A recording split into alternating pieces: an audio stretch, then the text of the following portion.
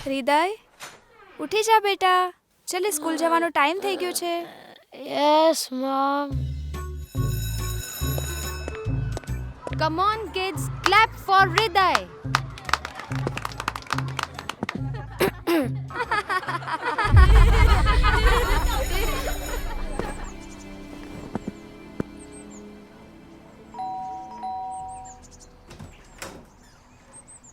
Hello Hriday બેટા. મામા તમે? What a surprise. જો આ શું છે? શું છે મામા? આ છે સર્કસની ticket. Famous Jaggu the joker. Joker, joker, joker, joker. Hriday બેટા શું થયું તને? Are you okay? મામા મને સર્કસ જોવું નથી ગમતું. I hate joker. કેમ બેટા? તને જોકર કેમ નથી ગમતા?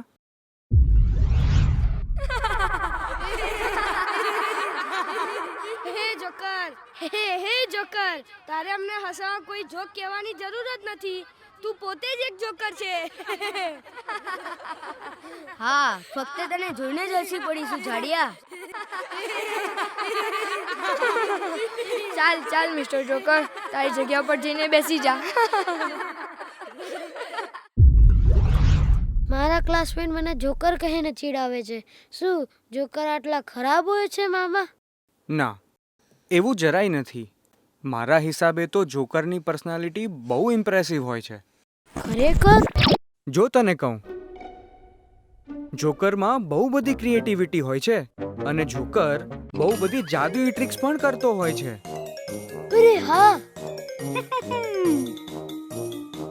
And you know what, joker ગમે તે વ્યક્તિને ગમે ત્યારે હસાવી શકે છે અને કોઈ પણ વ્યક્તિને મળે તો તેની સાથે એ પ્રમાણે એડજસ્ટ થઈ જાય છે, પછી એ ઉંમરમાં નાનો હોય કે મોટો. મામા આવું તો મેં ક્યારે વિચાર્યું જ નહોતું. એકચ્યુઅલી જોકર પોતે જ એટલો બધો ખુશ હોય છે કે એની કોઈ મજાક ઉડાવે તો એ એને પણ ખુશ કરી દે છે. સો ટેલ મી હૃદય, હવે તને કોઈ જોકર કહીને બોલાવશે તો એ સારું કહેવાય કે ખરાબ? તો એ સારું કહેવાય.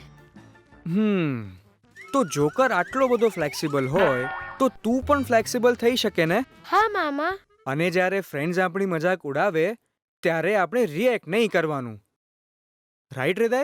હા, જોકર જેવું. રાઈટ મામા? Absolutely, that's my boy.